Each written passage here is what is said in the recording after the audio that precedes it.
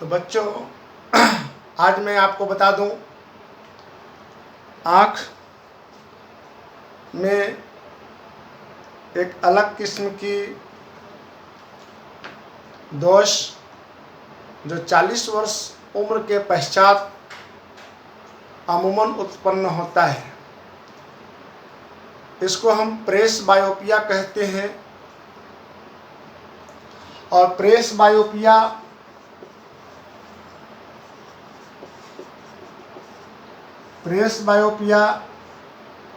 इसको कहते हैं जरा दूर दृष्टि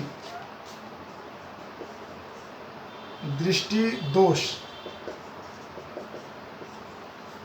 मतलब इस दोष के अंतर्गत किसी भी व्यक्ति का नज़दीक की वस्तु साफ साफ नहीं दिखलाई पड़ती है और यह आई लेंस का एकोमोडेशन क्षमता धीमा पड़ जाने के कारण ऐसा होता है। इस बीमारी में ठीक उसी प्रकार से निजात दिलाया जा सकता है जैसे हाइपरमेट्रोपिया में कन्वेक्स लेंस लगा करके किया जाता है। कभी कभी किसी व्यक्ति में जो उम्र के अंतिम पड़ाव में होते हैं, उनका दोनों दोष आँख में आ जाता है, दीर्घ दृष्टि दोष और दूर निकट दृष्टि दोष, मायोपिया एंड हाइपरमेट्रोपिया। तो दोनों प्रकार के जिनके दोष हो जाते हैं, उनके आँखों में लगने वाले चश्मा को हम लोग दो प्रकार के चश्मा का यूज करते हैं। इसको हम लोग कहते हैं बाइफोकल लेंस। बाइफोकल लेंस में ऊपर वाला कनकेव हो जाता है और नीचे वाला कन्वेक्स लेंस लगाया जाता है। ऊपर से हम दूर की वस्तु को स्पष्ट देख लेते हैं और नज़दीक के वस्तु को स्पष्ट देख लेते हैं नीचे वाला कन्वेक्स लेंस से। इस तरह से जिस व्यक्ति में दोनों प्रकार का दोष है, उनको बाइफोकल लेंस या दो गो है बाइफोकल लेंस लगा करके उनके आँखों के दोष को दूर करते हैं। एक अनदर प्रकार का आँख का दोष है, एक दूसरे प्रकार का दृष्टि दोष है, उसको हम कैटरैक्ट कहते हैं। उसको हम लोग कैटरैक्ट कहते हैं। कैटरैक्ट क्या है? इसको कहते हैं मोतियाबिंद। मोतियाबिंद क्या है? ये भी मुख्यतः अधिक उम्र वाले लोगों में ही उत्पन्न होता है। हमारे आई लेंस पर एक फैटी मेम्ब्रेन चढ़ जाता है और वह उस मेम्ब्रेन के कारण जो हमारा विजन है वह ब्लर्ड हो जाता है, धुंधला दिखलाई देने लगता है। डॉक्टर सर्जिकली उस मेम्ब्रेन को रिमूव कर देते हैं और इस तरह से हमारा कैटरैक्ट की बीमारी दूर हो जाती है और हम फिर साफ देखने लगते हैं। अब आगे हम आपको बताने जा रहे हैं कि भगवान ने हमें दो आँख क्यों दिए। एक ही आँख से अगर हम देख सकते हैं तो दो आँख क्यों? एक आँख से भी हमें एक ही कौवा दिखलाई पड़ेगा, एक ही सूरज दिखलाई देंगे और दोनों आँख से भी एक ही सूरज दिखलाई देंगे। एक आंख से एक ही चांद दिखलाई पड़ेगा और दोनों आंख से भी एक ही चांद दिखलाई पड़ेगा। तो why nature gives us two eye, हमें प्रकृति ने दो आंख क्यों दिया? तो इसका रीजन आप देख लीजिए कि हम लोग हर्बीवोरस और कार्निवोरस दोनों में आते हैं, हम लोग ओमनीवोरस हैं। हमारा आंख फ्रंट आई है, फ्रंट आई, और लगभग अधिकांश जो पूर्णतः कार्निवोरस एनिमल्स होते हैं उनका आंखों का शेप आगे की ओर होता है, जो फ्रंट आई होता है। और वनली हर्बीवोरस जो होते हैं, सिर्फ और सिर्फ हर्बीवोरस होते हैं, उनका आंख टू साइडेड होता है। गौर कीजिएगा आप। तो ऐसा इसलिए कि विजन का एंगल बढ़ाने के लिए नेचर ने हमें दो आंख दिया है। नेचर ने हमें दो आंख दिया है। एक आंख से हमारा जो विजन है वह हम 150, एक आंख से हम 150 डिग्री ही देख पाते हैं। लेकिन भगवान ने दूसरा आंख दे करके हमारी दर्शन क्षमता को बढ़ा दिया और दोनों मिल करके हमको 180 डिग्री पर दिखला देते हैं। तो भगवान दो आंख इसीलिए दिए हैं कि जिधर हम देखेंगे उधर देखने का हमारा जो विजन एंगल होगा वह दोनों आंख से 180 डिग्री पर देख पाएंगे, जबकि एक आंख से सिर्फ 150 डिग्री पर ही हम देख पाते हैं। एक और कारण है कि दोनों आंख का विजन एक्यूरेट बनाता है। अगर आप सिर्फ और सिर्फ एक आंख रखे हैं, एक आंख है और एक आंख से कोई दो पॉइंट को मिलाना चाहेंगे तो वह नहीं मिल पाएगा। दोनों आंख से मिलाएंगे तो मिल जाएगा, क्योंकि दो आंख से स्पष्ट विजन है। एक आंख से मिलाइएगा तो उसका डिस्टेंस आगे पीछे हो सकता है, नहीं मिल सकता है। बहुत प्रयास कीजिएगा तब मिल भी सकता है, लेकिन एक आंख से दो पॉइंट को आप नहीं मिला पाएंगे। लेकिन दोनों आंख से आप दो पॉइंट को आसानी से मिला लेंगे। इसलिए कहा जाता है कि भगवान ने हमको दो आंख पूर्णतः क्लियर विजन के लिए दिया है और एंगुलर डिस्टेंस ज़्यादा के लिए, ज़्यादा एंगुलर एरिया को हम देख पाते हैं, 180 डिग्री के एरिया को हम देख पाते हैं। अब भगवान ने हमें यह उपहार दिया है। आँख प्रकृति का उपहार है। आँख हमें नेचर द्वारा दिया गया प्रकृति का उपहार है। अब मैं आपको बता दूं कि भगवान आपको यह जो आँख दिए हैं फ्री में दिए हैं। हम इस खूबसूरत संसार को इन आँखों से देख लेते हैं, तो क्या यह मेरी भी जिम्मेवारी नहीं बनती कि जो व्यक्ति किसी कारणवश दृष्टि बाधित हो गए हैं, आँख उनके पास नहीं है और हमारे पास वर्तमान में आई ट्रांसप्लांट की व्यवस्था है, तो मरने के बाद अपनी आँखों का दान क्यों ना कर दूं? क्योंकि मरने के बाद अगर आँखों का दान कर दिया जाए तो वह आँख किसी दूसरे व्यक्ति को यह खूबसूरत संसार दिखला सकता है। इसलिए आज हमारे पास आई बैंक की व्यवस्था किया गया है और आप स्वैच्छिक अपने आय का डोनेशन कर सकते हैं।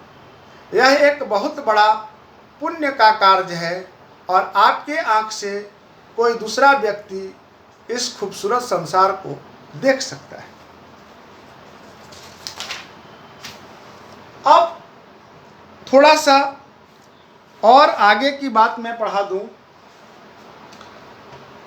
तो अब मैं आता हूं ग्लास प्रिज्म क्या है। ग्लास प्रिज्म क्या है? ग्लास प्रिज्म क्या है?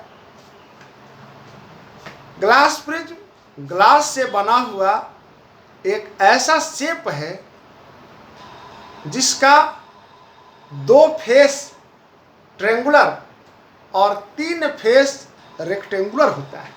एक फिगर बना करके हम देखते हैं, एक फिगर बना के हम देखते हैं तो देख लेते हैं कि इसका 2 फेस इसका 2 फेस ट्रेंगुलर होता है और इसका 3 फेस रेक्टेंगुलर। आप देख सकते हैं कि उधर से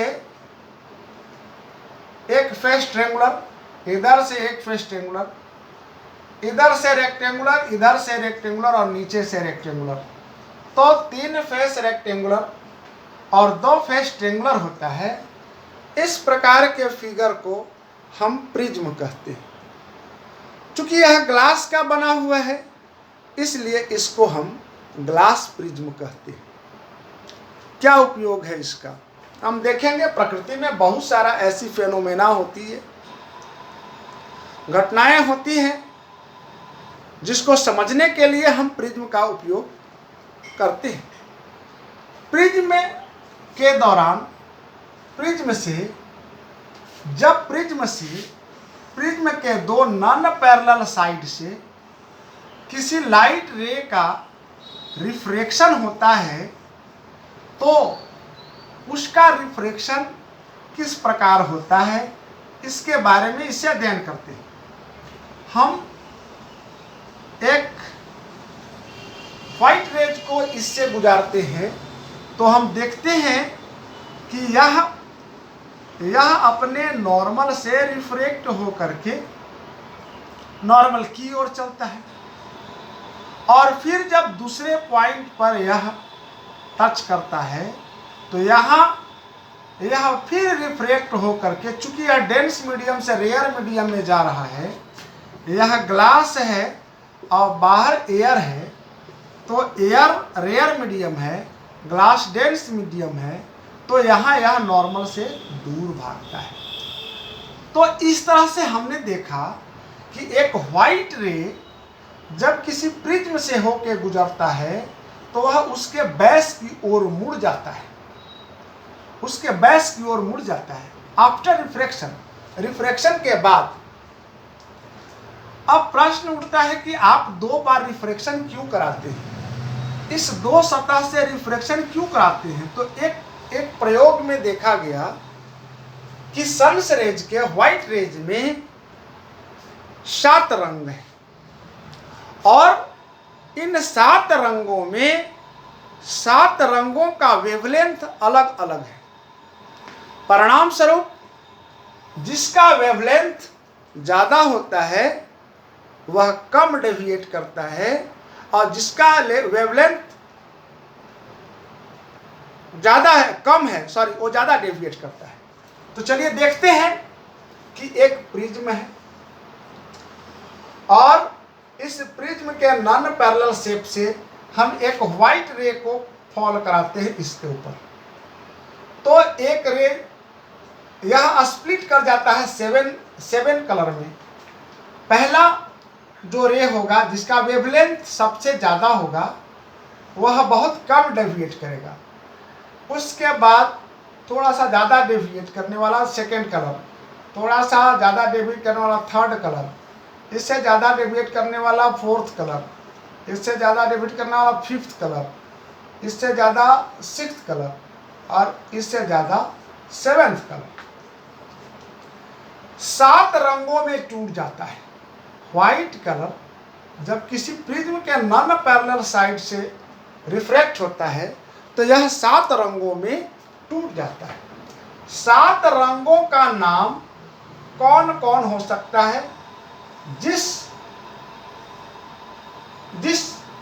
पर्दे पर यह 7 रंगों की पट्टी बनती है तो इन 7 रंगों की पट्टी को हम स्पेक्ट्रम कहते हैं, वर्णपट कहते हैं, रंगों की पट्टी कहते हैं, वर्णपट कहते हैं।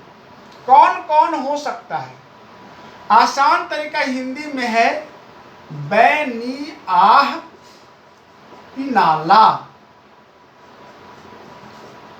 बैनी आह पिनाला। बै से क्या होता है? बैगनी। नी से क्या होता है? नीला। आ से क्या होता है? आसमानी। ह से होता है हरा। ना से नारंगी। हरा के बाद पीला है, सॉरी, हरा के बाद पीला है,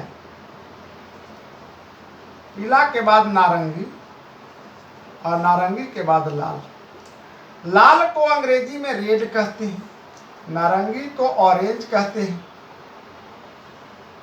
पीला को येलो कहते हैं, हरा को ग्रीन कहते हैं, आसमानी को ब्लू कहते हैं, नीला को इंडिगो कहते हैं और बैगनी को वायोलेट कहते हैं, वायलेट कहते हैं। तो इस तरह से 7 रंगों की पट्टी किसी प्रिज्म से व्हाइट रे अगर पास करता है तो वह 7 रंगों में टूट जाता है, 7 रंगों की पट्टी बना लेता है, जिसे हम वर्णपट कहते हैं। और इसका रिफ्रैक्शन मैं आपको बता दिया कि कैसे रिफ्रैक्ट करता है। अब प्रश्न एक और बात है कि और कहीं ऐसी घटना प्रकृति में होती है क्या? तो बिल्कुल। बारिश के दिनों में कभी पूर्व में और कभी पश्चिम में, सुबह के समय पश्चिम में और शाम के समय पूर्व में रेनबो दिखाई देता है, इंद्रधनुष दिखलाई देता है। Why what is the reason? तो आप देख सकते हैं कि जब बारिश होती है तभी रेनबो दिखलाई पड़ता है, यानी कि वर्णपट है, वो स्पेक्ट्रम है, यानी कि प्रकाश का स्प्लिटिंग है, लाइट टूट रहा है वहाँ 7 रंगों में। लाइट क्यों टूटती है? वर्षा के बूंद से। वर्षा का बूंद का शेप कैसा होता है? तो इसका इस प्रकार से वर्षा का बूंद का शेप होता है। इसमें 2 शेप क्या होता है? नॉन पैरेलल होता है और सूर्य से आने वाली प्रकाश 7 रंगों में की पट्टी में टूट जाती है और मुड़ करके नीचे की ओर 7 रंगों में आ जाती है, जिसको हम जब नीचे की ओर अपने आंख से देखते हैं तो हमको आभास होता है कि 7 रंग की पट्टी है जो सूर्य से आने वाली किरणों को 7 रंगों में तोड़ देती है। यानी कि वर्षा का बूंद जिसके 2 सतह नॉन पैरेलल होते हैं, वर्षा का बूंद ट्रांसपेरेंट है और लाइट को 7 रंगों में तोड़ देते हैं, प्रकाश को 7 रंगों में तोड़ देते हैं, जिसे हम शतरंगी के रूप में देखते हैं और उसे हम इंद्रधनुष भी कहते हैं, रेनबो कहते हैं। इस चैप्टर का थोड़ा सा और अंश हम देख लेते हैं। अगला भाग है एटमॉस्फेरिक रिफ्रैक्शन। एटमॉस्फेरिक रिफ्रैक्शन इससे भी कई घटनाएं घटती हैं। सूर्य का प्रकाश सूर्य से आ रही है हमारे पास, लगभग 15 करोड़ किलोमीटर के दूरी पर सूर्य है। 15 करोड़ किलोमीटर के दूरी पर सूर्य है और सूर्य के प्रकाश पृथ्वी पर पहुंचने में 8 मिनट 20 सेकेंड का टाइम लेता है। आप 15 करोड़ किलोमीटर को 3 × 10⁻⁷ लाइट के स्पीड से डिवाइड कर दीजिएगा तो टाइम निकल जाएगा। सूर्य के पास से जब लाइट निकलती है तो पहले वैकेंट से होते हुए और तब पृथ्वी के वायुमंडल में प्रवेश करती है। वायुमंडल में एयर है और एयर में जैसे जैसे नीचे की ओर ट्रोपोस्फीयर की ओर आते हैं, क्षोभ मंडल की ओर आते हैं, पृथ्वी के सतह के नज़दीक आते हैं, तो उस एयर में डेंसिटी बढ़ जाता है due to smog, pollutants, dust particles, water vapour, बहुत सारे पॉल्यूटेंट्स होने के कारण उसका डेंसिटी बढ़ जाता है। तो ऐसे तो माना जाता है कि वैकेंट और रेयर में लाइट का रिफ्रैक्शन न के बराबर होता है, लेकिन चूंकि अत्यधिक मात्रा में डस्ट पार्टिकल और पॉल्यूटेंट बढ़ जाने के कारण इसकी कुछ डेंसिटी बढ़ जाती है और डेंसिटी बढ़ जाने के कारण लाइट का रिफ्रैक्शन होता है। अब इससे क्या परिणाम निकलता है, तो हम लाइट को ट्विंकलिंग करते हुए देखते हैं।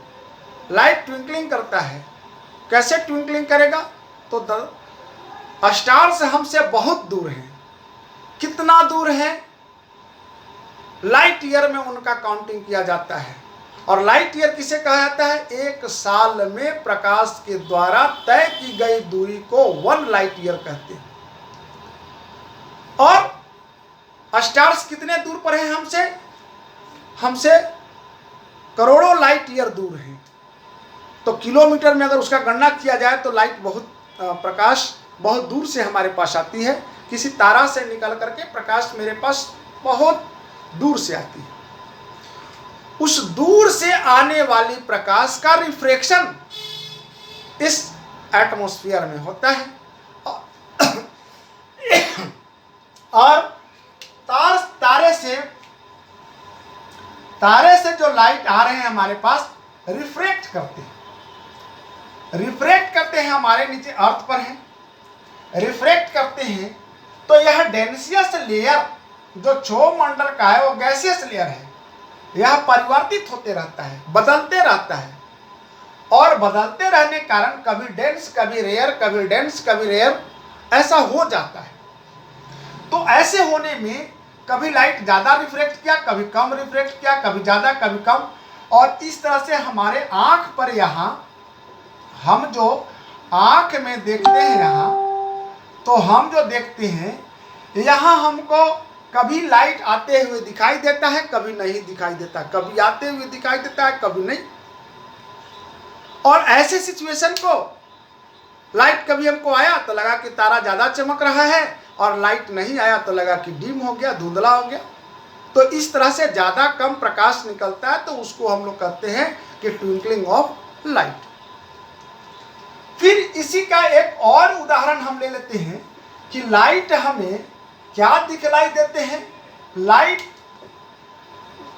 स्टार्स जो हैं उनका लाइट जो मेरे पास आ रहा है वो क्या होता है, रिफ्रैक्टेड है, यानी कि रिफ्रैक्शन करते हुए यह अपने जो वे है वो रिफ्रैक्ट करके टेढ़ा हो जाता है इसका रास्ता। लेकिन हम अपने आंखों से देखते हैं तो हमको लगता है कि नहीं, तारे तो सीधे हैं, तो हम सीधे देखते हैं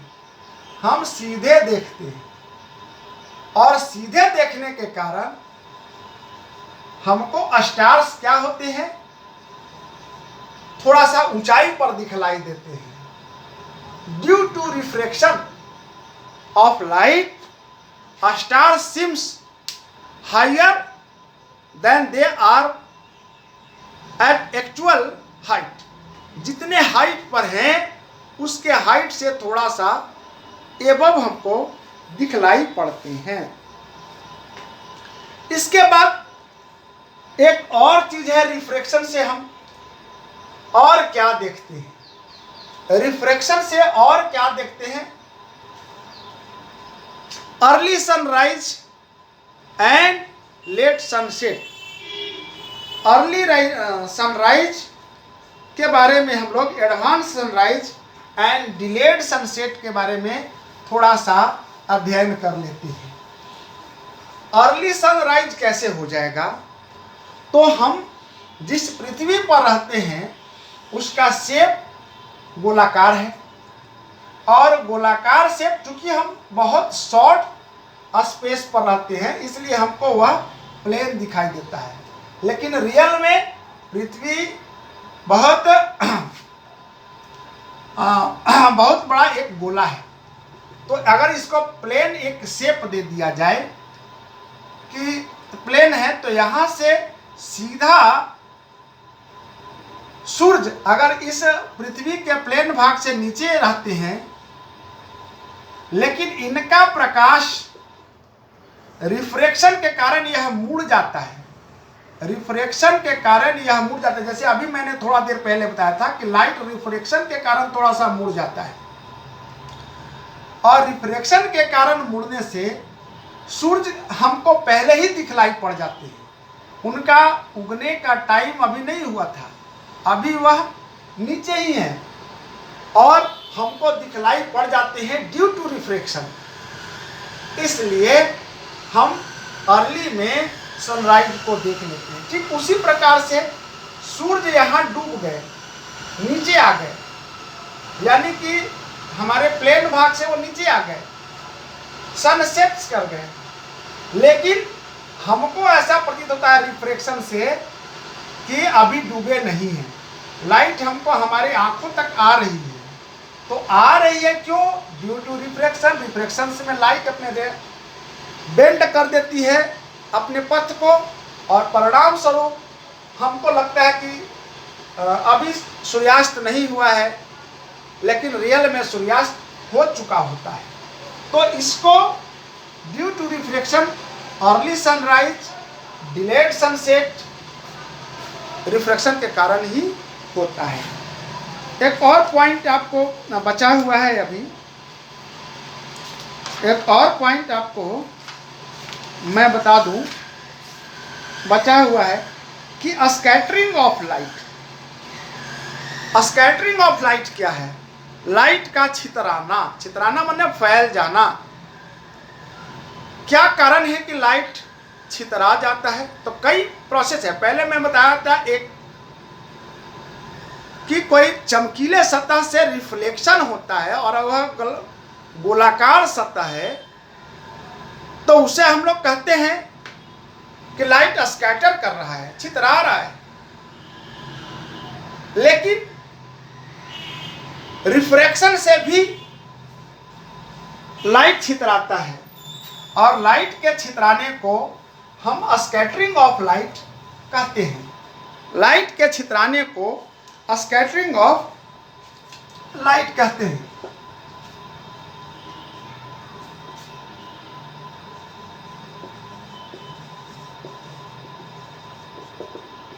स्कैटरिंग ऑफ लाइट कहते हैं। Scattering of light, scattering of light, light का छितराना। लाइट छितरा जाता है, क्यों? क्योंकि डेंसर मीडियम में जैसे ही प्रवेश करता है तो उसके जो लाइट में 7 कलर हैं उनका वेवलेंथ अलग अलग है। जिसका वेवलेंथ ज्यादा है, यानी कि रेड का वेवलेंथ अभी मैं बताया कि ज्यादा है,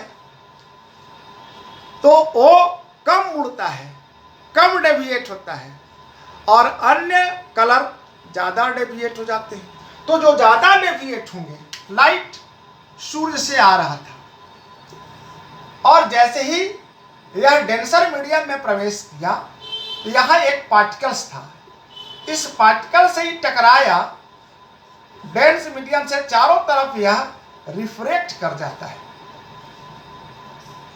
सीधा कौन चला जाएगा? जिसका वेवलेंथ ज्यादा होगा वो सीधा चला जाएगा, लेकिन जिसका वेवलेंथ कम होगा वो स्कैटर कर जाएगा, मुड़ जाएगा और छितरा जाएगा। और छितरा जाएगा तो सूरज से जब हम पृथ्वी पर हैं और पृथ्वी गोलाकार है, तो सुबह के समय सूरज को देखना है तो सूरज हमें लाल दिखलाई पड़ते हैं। क्यों? सुबह के सुबह आप देखिएगा तो सूरज से निकलने वाली किरण स्कैटर करता है। तो मैंने कहा कि स्कैटर करेगा तो कौन स्कैटर नहीं करेगा? सीधा पार कर जाएगा रेड, चूंकि उसका वेवलेंथ ज्यादा होता है इसलिए वो सीधे पार करेगा। और जो स्कैटर करेगा वो सबसे ज्यादा स्कैटर कौन करेगा? ब्लू, इंडिगो, वायलेट, ये सब करेंगे। यह ऊपर की ओर चले जाएंगे, जिसके परिणाम स्वरूप आसमान हमको नीला दिखाई देगा और सूरज हमें रेड दिखाई देंगे। सूर्यास्त के समय भी यही सिचुएशन होगा। सूरज से प्रकाश जो आती है और विदाउट स्कैटरिंग वाला जो लाइट है, जिसका वेवलेंथ ज्यादा है, रेड वाला का वेवलेंथ ज्यादा है, इसलिए रेड हमारे पास पहले पहुंच जाता है। लाइट हमको, सूरज हमको रेड दिखाई देते हैं। लेकिन यहाँ स्कैटरिंग हो रहा है लाइट का ऊपर की ओर, जिसका वेवलेंथ कम है वो ऊपर की ओर रिफ्रेक्ट कर जाते हैं। परिणाम स्वरूप आसमान नीला और सूरज लाल दिखलाई पड़ते हैं। अब बात उठता है कि वैकेंट में जब जाते हैं लोग, अंतरिक्ष में अंतरिक्ष यात्री जाते हैं, वहां से उनको आसमान कैसा दिखाई देता है? चूंकि आसमान में कोई वायुमंडल नहीं है, रिफ्रैक्शन नहीं होता, लाइट सीधे पास कर जाता है, वहां से स्कैटरिंग नहीं हो रहा है, तो लाइट के स्कैटरिंग नहीं होने के कारण आसमान उनको ब्लैक दिखाई देता है। दोपहर की समय की बात है। दोपहर के समय सूरज का डिस्टेंस छोटा होता है और वो लाइट सीधे आता है। इसके पहले रिफ्रैक्शन जब मैं पढ़ाया था तो बताया था कि अगर लाइट किसी डेंसर मीडियम से परपेंडिकुलर गुजरता है तो उसमें रिफ्रैक्शन, उसका डिस्टेंस छोटा हो जाता है। लाइट अन्य भागों में बढ़ते नहीं, सब सीधे के सीधे नीचे आ जाते हैं, जिसके कारण दोपहर में हमको सूरज व्हाइट दिखलाई पड़ते हैं।